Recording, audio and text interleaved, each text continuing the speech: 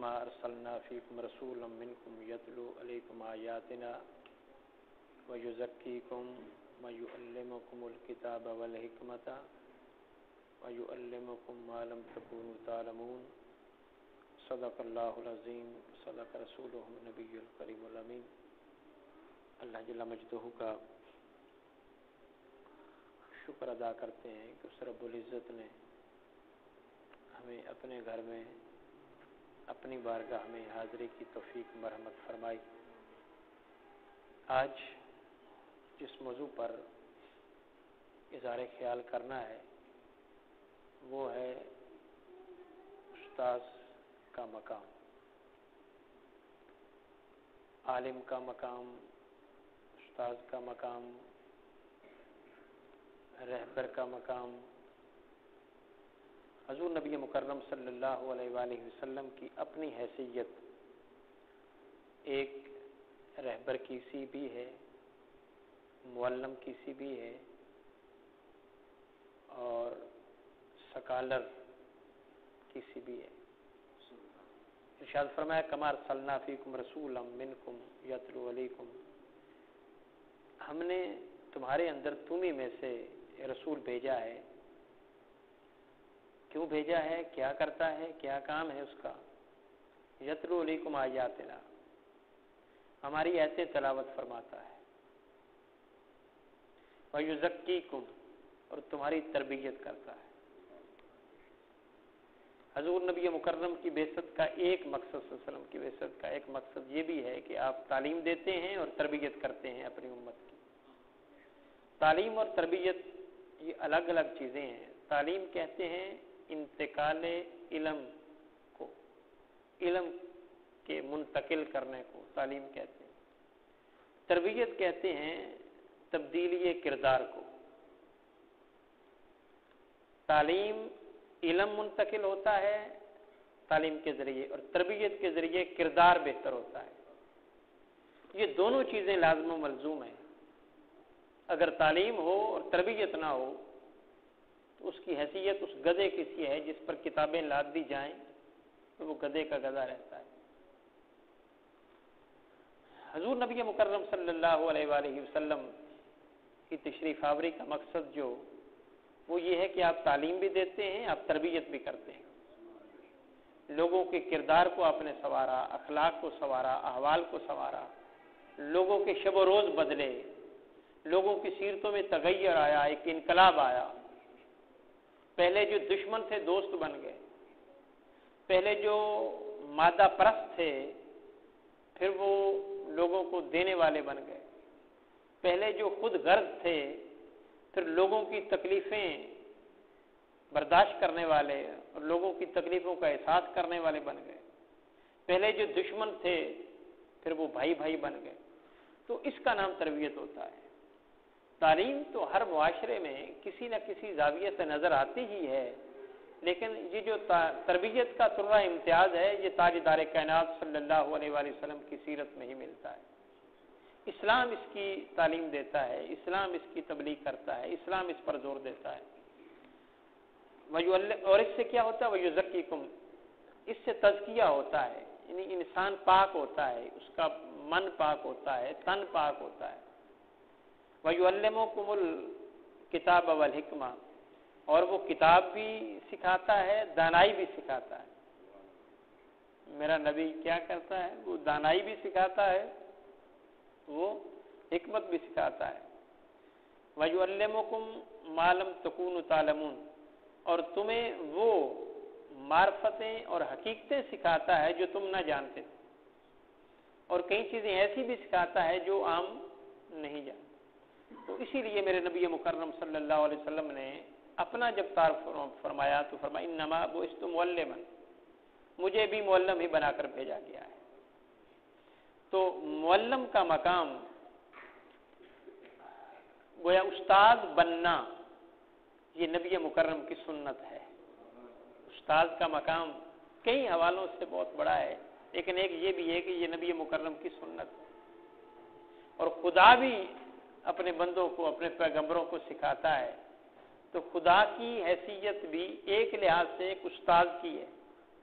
वअल्लमका मा लम तकुन तालम, मेरे महबूब हमने आपको वो कुछ सिखा दिया जो आप नहीं जानते। तो आका अलैहिस्सलाम ने सहाबा से पूछा, जानते हो इस कायनात का सबसे बड़ा सखी कौन है? अर्ज़ की अल्लाह और उसका रसूल बेहतर जानता है। फरमाया इस कायनात का सबसे बड़ा सखी खुद रब्बुल इज़्ज़त है, अल्लाह की ज़ात है। जानते हो उसके बाद इस कायनात का सबसे बड़ा सखी कौन है? अर्ज़ की हुज़ूर अल्लाह और उसका रसूल बेहतर जानता है।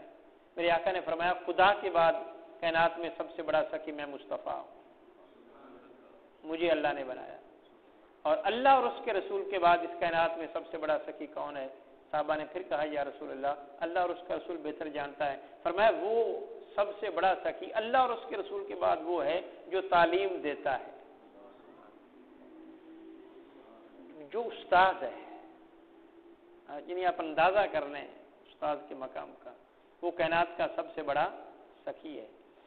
अब उस्ताद का एहतराम इस हवाले से भी बहुत ज़रूरी है कि ये पैगंबरों की मीरास आगे पहुंचाता है, मीरास आगे मुंतकिल करता है। पैगंबरों की मीरास दिरहम दिनार नहीं होते, वो इल्म व हिकमत होती है। तो उस्ताद इल्म व हिकमत को आगे फ़रोग देता है। और यहाँ पे एक बात तवज्जो तलब है, वो ये कि बदकिस्मती से हमने इल्म को एक रोज़ी रोटी का ज़रिया बना लिया है और ये समझ लिया है कि इल्म उसको कहते हैं कि एक डिग्री ली जाए, सनद ली जाए और उसके ज़रिए फिर आगे नौकरी की जाए और फिर वो पैसे आएँ और फिर हम अपना गुज़र बसर करें। ये बहुत छोटी सी सोच है। अगर मुआशरे का जायज़ा लिया जाए तो जो सबसे ज़्यादा अमीर लोग हैं वो नौकरी नहीं करते। नौकरी करने वाला कभी अमीर नहीं होता, नौकरी देने वाला अमीर होता है, नौकरी करने वाला नहीं होता। और हम इल्म के ज़रिए उस छोटी सी नौकरी को हासिल करने की कोशिश करते हैं जिसकी कोई वैल्यू ही नहीं है, जिससे पैसा भी नहीं आता। जितने दुनिया के नामवर लोग हैं जो दौलत के लिहाज से पहले दूसरे नंबर पर हैं, आप उनका इंटरव्यू पढ़ें और सुनें तो उनकी सवानी हयात का मुताला करें तो यही वो बताते हैं कि नौकरी करने से दौलत नहीं आती, कारोबार किया जाए। कितने लोग हैं यहाँ पे शाहकोट में कि जो अनपढ़ हैं लेकिन उनके कारोबार बहुत चल रहे हैं, और कितने एमफिल एमए पीएचडी लोग हैं कि जो बमुश्किल गुजारा कर रहे हैं।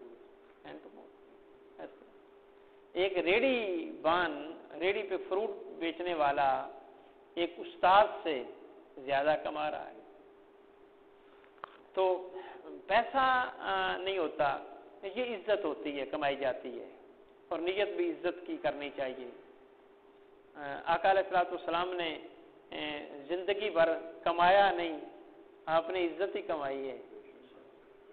वो जिस लिहाज से भी देखा जाए नबी मुकर्रम ने इज्जत कमाई है। कोई मालो ज़र नहीं था, कोई जाहो मनसब नहीं था, कोई बहुत बड़ा ये चीज़ें नहीं थी, लेकिन क्या था, एक इज्जत है मेरे नबी मुकर्रम की। वो अपने भी देते हैं, वो पराए भी देते हैं।